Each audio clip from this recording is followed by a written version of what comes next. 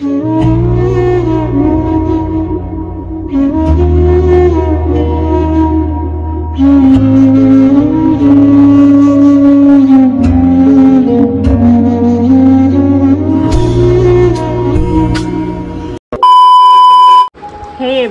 Good morning. কেমন আছো সবাই? আশা করছি সবাই অনেক ভালো আছো, সুস্থ আছো। তো এইদিকে দেখতেই পাচ্ছ তোমাদের দাদাভাইয়ের কিন্তু যাওয়ার জন্য সব কিছু এই যে গোছানো হবে আর কি, ব্যাগ প্যাকিং চলছে। সবেমাত্র যাবে, তার জন্য এই যে যে জিনিসগুলো নিয়েছিল সেগুলো সব হচ্ছে নিয়ে যাবে। দেখতে দেখতে 4টে দিন হয়েই গেল, মানে আজকে 4 দিনে পড়েছে তোমাদের দাদাভাইকে আবার কিন্তু ফেরত যেতে হবে ওর ডিউটির জায়গায়। কি জানো তো, অনেকেই বলাটা ভুল হবে, প্রায় 2-3 জন আমাকে কমেন্ট করেছিল, আদেও তোমার বড় আর্মিতে আছে তো? ফৌজি তো আদেও এত ঘন ঘন কি করে বাড়ি চলে আসে?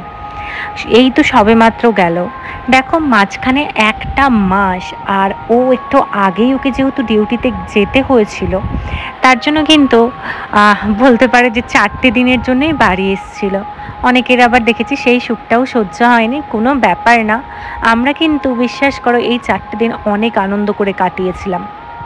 আর এইদিকে দেখো 4টে দিন দেখতে দেখতে সত্যি যেন মনে হচ্ছে একটা ঘুম দিয়েছে আর 4টে দিন শেষ হয়ে গেছে। কোনো ব্যাপার না, ডিউটি তো ওকে করতেই হবে। আমাদের অনেক ভালো ভাগ্য ছিল যে পুরো 1 মাসের মাথায় ওকে আবার 4টে দিনের জন্য আমরা কাছে পেয়েছিলাম সবাই। এইদিকে দেখো যাওয়ার সময় তোমাদের দাদাভাই ওর একটা ফটো প্লাস আমাদের সবার ফটো, ঈশানীর ফটোটা পাওয়া যায়নি, কারণ ঈশানীর ফটো সেই যখন আধার কার্ড হয়েছিল তখনই একবার তোলা হয়েছিল, তাই ঈশানীর ফটোটা পাওয়া যায়নি। এই কারণে ঈশানীর ফটো ছাড়াই আমাদের সবার ফটোটা ও নিয়ে গেছে পার্সে রাখবে বলে। যদিও বা আমাদের সবার ফটো আগে থেকেই ছিল, এবারে আবার নিয়ে গেল কারণ ফটোগুলো খারাপ হয়ে গেছিলো, কারণ ওদের মানি পার্স তো কখন কোথায় থাকে। আর এই দিকে দেখো আমি এই যে ওকে তেল বানিয়ে দিয়েছি, তোমাদের দাদাভাইয়ের মাথায় অনেকটাই চুল উঠে গেছে, তোমরা দেখেছো, কমেন্টও করো। তো সেই জায়গাতে যদি চুল বের হয় তো তার জন্য একটা তেল বানিয়ে দিয়েছি। নাও তোমার নিজের ব্যাগটা করে গুছিলাম। চলো এবারে আমি আমার ব্যাগগুলো গুছিয়ে নিই, ব্যাগটা, কারণ আমিও যাবো তোমাদের দাদাভাইয়ের সাথে। এটা তোমাদেরকে আগে বলিনি, এখন বলছি। আরে তাড়াতাড়ি রেডি হও, গাড়ি চলে আসবে যে। হচ্ছে ব্যাস জামাটা পরবো, লিপস্টিক পরবো না, এবার গাড়ি মিস হয়ে যাবে। ঈশানীকে রেডি করে দিয়েছি, ব্যাস এবারে আমি ড্রেস চেঞ্জ করবো, দেন হয়ে যাবে। পুরো ঘর এদিক ওদিক পুরো ছড়াছড়ি হয়েছে, জামা কাপড় জিনিসপত্র, যাই হোক কোনো রকমে করবো। চল চল। ওইদিকে ট্রেনের লেট হয়ে যাবে, এখনো পর্যন্ত টোটো এসে পৌঁছায়নি, সেই কখন থেকে বলে 4টা বাজে ফোনই ধরেনি। দেরি হলে তাও আগে থেকে বলে দিলেও হচ্ছে গিয়ে আমরা এই করি। তো এখন হচ্ছে এই যে মা বাবাকে প্রণাম করবে। তোমাদের দাদাভাই যখন এসছিল তখন কিন্তু হাতে কিচ্ছু আনেনি, মানে শুধু মেয়ের জন্য চকলেট নিয়েছিল, কোনো ব্যাগও আনেনি, কিচ্ছু আনেনি। ঈশানী কি ভেবেছে জানো? ঈশানী ভাবছে যে ও বোধহয় ওর পাপার সাথে মানে কোয়ার্টারে যাচ্ছে, তার জন্য ও তো খুব খুশি ছিল, মানে দাদু ঠাম্মুকে প্রণাম করে জড়িয়ে টড়িয়ে ধরে, মানে সে কি কাণ্ড বিশ্বাস করো, মানে ও রীতিমতো ভেবেছে কোয়ার্টারে যাচ্ছে। ও খুব খুশি, মানে সারাক্ষণ বলে যাচ্ছে যে মানে আমি পাপার কাছে যাচ্ছি, পাপার সাথে যাচ্ছি, কিন্তু ও জানেই না একটু পর থেকে ও আর ওর পাপা দুজন আলাদা যায়। যেহেতু টোটো আসেনি তো তার জন্য হচ্ছে কি আমরা এই যে বেরিয়ে পড়েছি যে রাস্তা পর্যন্ত এগিয়ে যাই, কারণ নাহলে অনেকটা লেট হয়ে যাবে। ট্রেন অলরেডি 9টা কত সময় যেন ট্রেন রয়েছে, ঠিক আছে। তো তার জন্য আমরা বেরিয়ে পড়লাম, এই যে মা আসছে পেছনে পেছনে এগিয়ে দিতে যাওয়ার জন্য। আনি আসতে, আর ওইদিকে আনি দেখো দৌড় দিতে। আমরাও রাস্তার দিকে হেঁটে হেঁটে এগিয়ে এসেছিলাম, আর তখনই কিন্তু টোটো চলেও এসছে। আসলে কি বলো তো, ট্রেন একটা গেলে আবার একটা পাওয়া যাবে, বাট ফ্লাইটের ব্যাপার, বাই চান্স যদি ফ্লাইট মিস হয় খুব সমস্যা হয়ে যেত। নো পাপা ডিউটি যাচ্ছে, ডিউটি দিদুন বাড়ি যাচ্ছে না সত্যি। বলে তো বল পাপা আবার চলে আসবে ডিউটি, বলে দাও। পাপার কাছে থাকো। না না বেটু, পাপা ডিউটি যাচ্ছে, ডিউটি।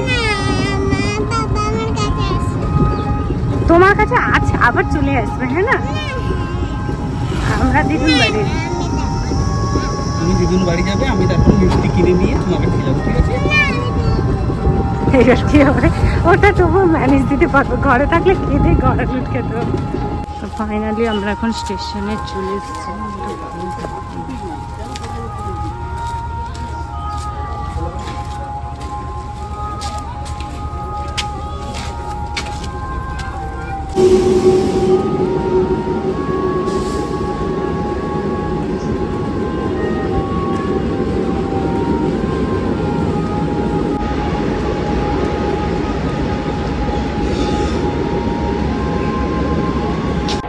অনেক কষ্টে ফাইনালি আমরা কিন্তু স্টেশনে এসে অপেক্ষা করছি। এদিকে স্টেশনে এসে জানতে পারি এদিকেও ট্রেন লেট। সত্যি কথা বলতে আজকে না বেরিয়ে পড়েছি বলে মনটাকে অনেকটাই শক্ত রাখতে পেরেছি। সাথে ঈশানীকেও ওর পাপা ও প্রথম ভেবেছিল কোয়ার্টারে, তারপর ওকে বলা হলো যে না আমরা সবাই মিলে দিদুন বাড়ি যাচ্ছি। তো ওর পাপা ওকে যথারীতি মিথ্যে কথা বলেছে যে আমি মিষ্টি নিয়ে যাব, তুমি আগে মামামের সাথে চলে যাও, আমি মিষ্টিটা নিয়ে তারপরে আবার তোমার কাছে চলে আসবো দিদুনের বাড়িতে। তো ওকে সেইভাবেই বোঝানো হয়েছে, ও তো কিছুতেই রাজি হচ্ছে না। ও বারবার বলছে আমিও পাপার সাথে মিষ্টি কিনতে যাব। তো ওকে তবুও ম্যানেজ দিতে পারবো। আগের বারে যে দৃশ্যটা হয়েছিল না, মানে আগের বারে ও এত পরিমাণে কেঁদেছিল ওর পাপার জন্য, এত পরিমাণে কেঁদেছিল, ওটা মানে আমরা কেউই সহ্য করতে পারিনি। তো তার জন্য না বাধ্য হয়েই এইবারে বলতে পারো ও বললো একসাথেই চলো বাবার বাড়িতে, তুমি নেমে যাবে, মানে ট্রেনে নেমে তুমি বাবার বাড়ি চলে যাও, আর আমরা আমি এসেতে চলে যাব, আবার এয়ারপোর্টে চলে যাব। তো সেই জন্যই কিন্তু একই দিনে ওই সময়ে বেরোনো। কারণ কি হবে, ঈশানী যখন ধরো আবার একটা গাড়িতে চড়বে বা মানে ট্রেন থেকে বাইরেই থাকবে, তো জিনিসটা একটু ভুলতে ওর পক্ষে সুবিধা হবে। কিন্তু ওটা যদি ও বাড়িতে থাকে তাহলে কিন্তু প্রচণ্ড পরিমাণে কান্না করবে, বাচ্চা মানুষ। আর জাস্ট আমরা স্টেশনের সামনে চলেই এসেছি, আমাকে কিন্তু এবার নামতে হবে। এই মুহূর্তটা যেখানেই থাকি যেমনই থাকি মানে যে কি কষ্ট হয় বলে বোঝাতে পারবে না।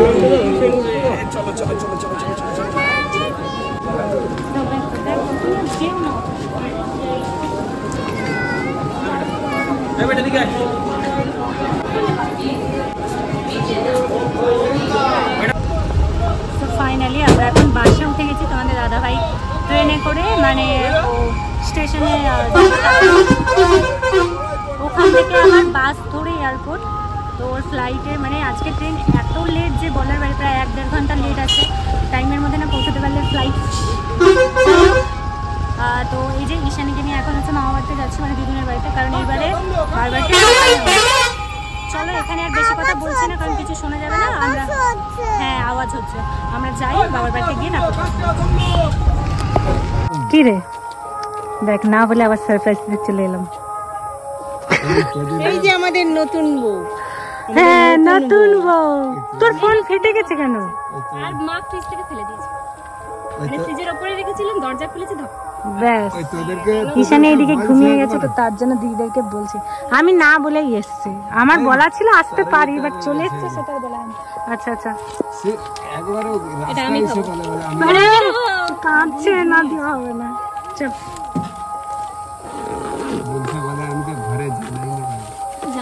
জানাইনি বলা ছিল আসো বলে, তারপরে আমি ভাত খেয়েই এসছি ওই জন্য। আসি কাকু, হ্যাঁ চলো চলো চলো চলো। অন্যান্য বারে তোমাদের দাদাভাই চলে গেলে অনেক বেশি মন খারাপ লাগে, বাট এইবারটা কি বলতো এমনিতেই এসেছিলো অনেক তাড়াতাড়ি, 1 মাস পরেই চলে এসেছিলো। আর 2 নম্বর হচ্ছে চলে যাওয়ার পরেও বাবার বাড়ি চলে এসছে না, এই জন্য মন খারাপটা একটু কম লাগছে। যখন এরা চলে যাবে সব ঘুমোতে, তবে যে যাচ্ছে তার ব্যস্ত হয়ে যাবে, তখন হয়তো একটু খালি মনে হবে, খারাপ লাগবে। বাট মেয়েও অন্য আগের বার থেকে এবারে ঠিক আছে, শুধু 2-1 বার বলেছে পাপা কেন চলে গেল, আমাকে নিয়ে গেল না, ব্যাস। না হলে মামা বাড়ি আসবে, এখন তো যেহেতু ঘুমোচ্ছে ওই যে দিদি নিয়ে যাচ্ছে। ওকে কি গো ভাত করছো তো? হ্যাঁ ভাত করছো? ভাত হবে না, ভাত এক হাঁড়ি ভাত করে রেখেছি। হ্যাঁ আমার মেয়ে খাবে না, সেটাই তো আমি করে রেখেছি। হ্যাঁ আমি খেয়ে তোমরা না খেতে দিলেও অসুবিধা নেই, আসছি এটাই অনেক। দেখছো তুমি ডাকছো আমি চলে এসেছি। হ্যাঁ হ্যাঁ চলে গেছে, তুমি ডাকছো আমি চলে এসেছি। হ্যাঁ ঠিক আছে, আমি তো সকালেই ভাত দিলাম। ঠিক আছে ঠিক আছে। আমরা জাস্ট জামাই ষষ্ঠীর একদিন পরেই যেহেতু আমি আবার বাবার বাড়িতে এসেছি, আর এই যে গিফটটা দেখছো এটা হচ্ছে কাকিমার জন্য একটা শাড়ি নিয়েছি। মানে মাকে আগের দিন দেওয়াই হয়ে গেছে জামাই ষষ্ঠীর দিনকে, কিন্তু কাকিমার জন্য কি নেব আমরা কেউ বুঝে উঠতে পারছিলাম না। তো তার জন্য দুই বোন মিলে মানে এটাই ভেবেছিলাম যে দুই বোন মিলে কাকিমাকে একটা ভালো শাড়ি দেব। তো তার জন্যই কিন্তু দেখো শাড়িটা হচ্ছে গিয়ে মানে আমি এবারে সাথে করে নিয়ে এসেছি। আসলে আমার মা কিন্তু আগেই ফোনে বলে দিয়েছিল যে আমার জন্য সুতোর শাড়ি নিবি, কারণ আমি ভালো শাড়ি নেব না, কোথাও পরে যাওয়ার শাড়ি অনেক রয়েছে, কিন্তু সুতোর শাড়ি বরং দুটো নিস।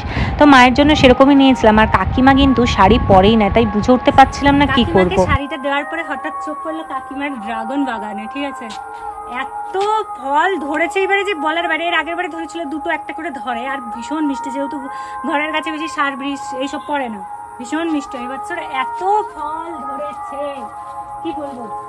এর আগের বারে মানে জামাই ষষ্ঠীর সময় যে এসেছিলাম তখন একটা খেয়ে গেছি, মানে অলরেডি কালকে একটা খেয়ে গেছি, আরো ধরেছে। এই দেখো এখানে গাছে এইটা আবার পাড়ার সময় হয়ে গেছে, বাকি শুধু ফলগুলো ধরেছে দেখো। এগুলো কিন্তু পরে পরে মানে যখন বড় যায় পুরো গাছ ভর্তি থাকবে।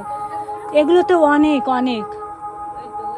এইদিকেও একটা আছে, এই দেখো কাকিমা, এই দেখো কাকিমা জানে তাও বা ঠিক, ভিউয়ার্স জানে না, ভিউয়ার্সরা জানে না। অনেক অনেক ধরেছে কিন্তু গাছে।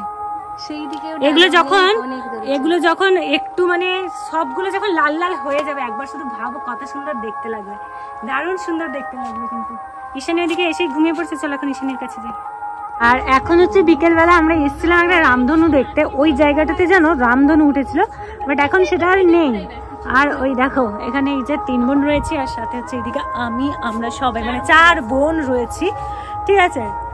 আমার বর্দি ভাবছে আমাকে আবার না দেখিয়ে দেয়, পেছন থেকে দেখিয়েছি আপনি। ও ক্যামেরার সামনে আসতে লজ্জা পাই, বাট আগের থেকে অনেক দেখেছি, একটু লজ্জা টজ্জা কেটেছে, আসে আর কি একটু। যাই হোক আমরা সবাই মিলে এখন ছাদে চিল করছি। ওয়েদারটা ভীষণই সুন্দর, মানে ঠান্ডা ঠান্ডা ওয়েদার। বাবাকে মানে শ্বশুরমশাইয়ের সাথে কথা হয়েছিল, ওইদিকে খুব বৃষ্টি হয়েছে, বাট এইদিকে বৃষ্টি হয়নি, কিন্তু সেই ঠান্ডা আবহাওয়াটা রয়েছে, এই হচ্ছে ব্যাপার। চলো এখন ছাদে সবাই মিলে মজা করি।